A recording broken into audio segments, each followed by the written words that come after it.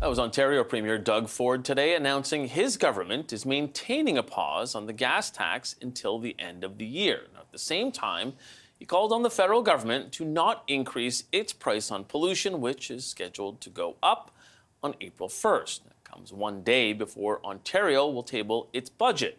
Coincidence? Or does this signal what's to come in that budget?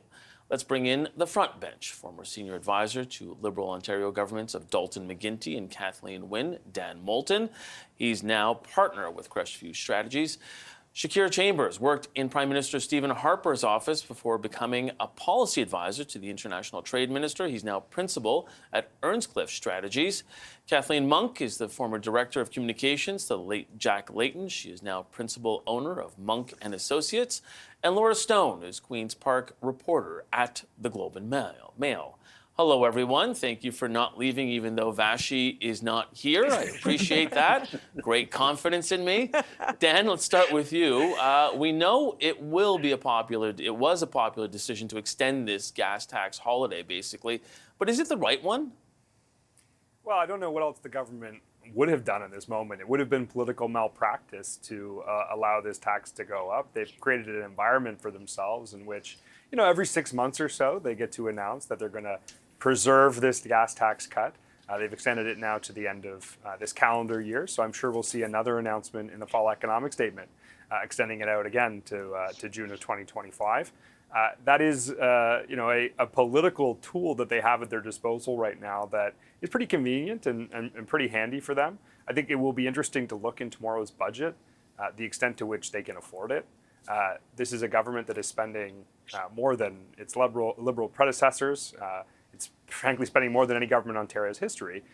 As a Liberal, I'm pretty comfortable with that. I'm surprised that as Conservatives, they've strayed, I think, this far off the fiscal discipline talk that they've talked about previously. At this point, they're subsidizing electricity rates in Ontario by upwards of $11 billion a year.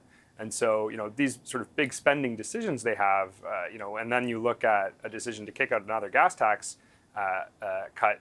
Well, it does become more and more tricky for them to present a fiscal framework that is compelling, I think, to the electorate and consistent with the values of conservatism that they articulate to voters.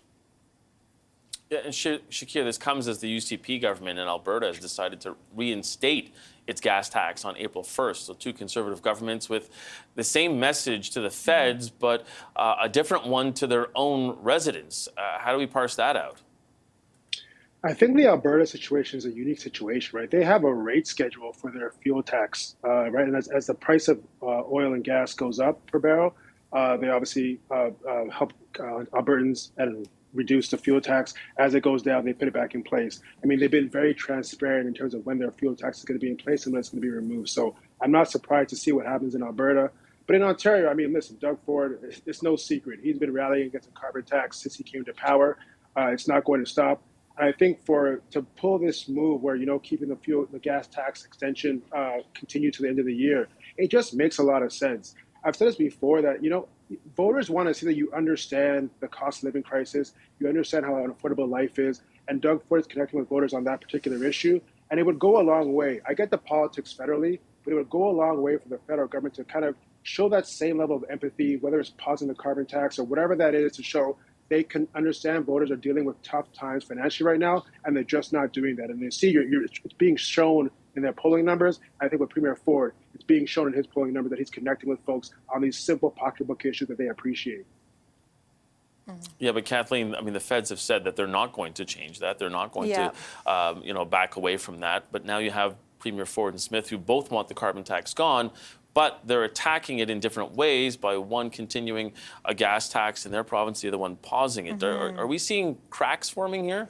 Well, but Premier Ford, remember, is a real retail politician, and he is connecting with the Canadians and Ontarians, who are hurting so much, right? They're hurting because of the cost of housing. They're hurting because of the cost of groceries.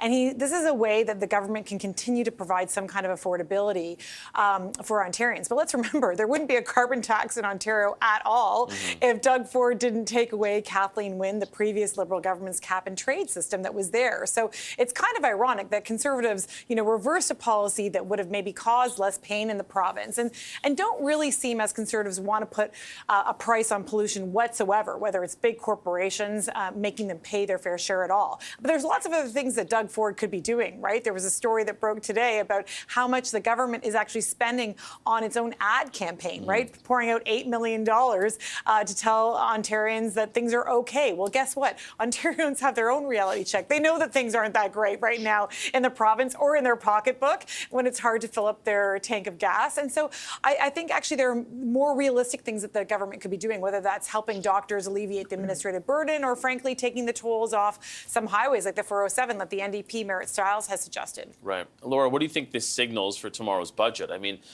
clearly the Ford government wants to make sure that it's focusing on the cost of living. And would he have been able to do that if he reinstated that gas tax? No, he wouldn't, and I don't think anyone was surprised by today's announcement. I think it was very much expected, and of course, with the carbon tax increasing next week, it's the perfect foil for the Ford government. I don't think that tomorrow's budget is going to be a particularly good news budget for the Ontario government. They're sort of midway through a mandate.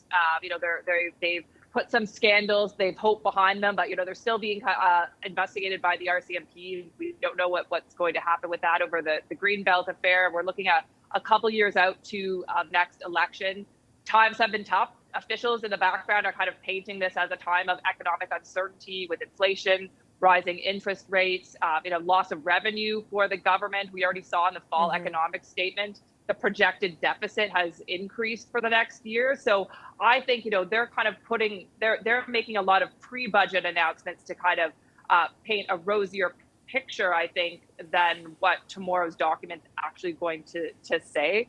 It might land like a bit of a thud. I'm not sure. It's, they keep a lot, they've kept many billions in their contingency funds. We've seen certainly a push from the opposition to dip into those to solve some of the issues that Kathleen talked about, like doctor shortage and things like that. But I think this kind of mid-mandate budget isn't going to be particularly exciting or a particularly great day for the Ford government in terms of what their pocketbook actually looks like right now.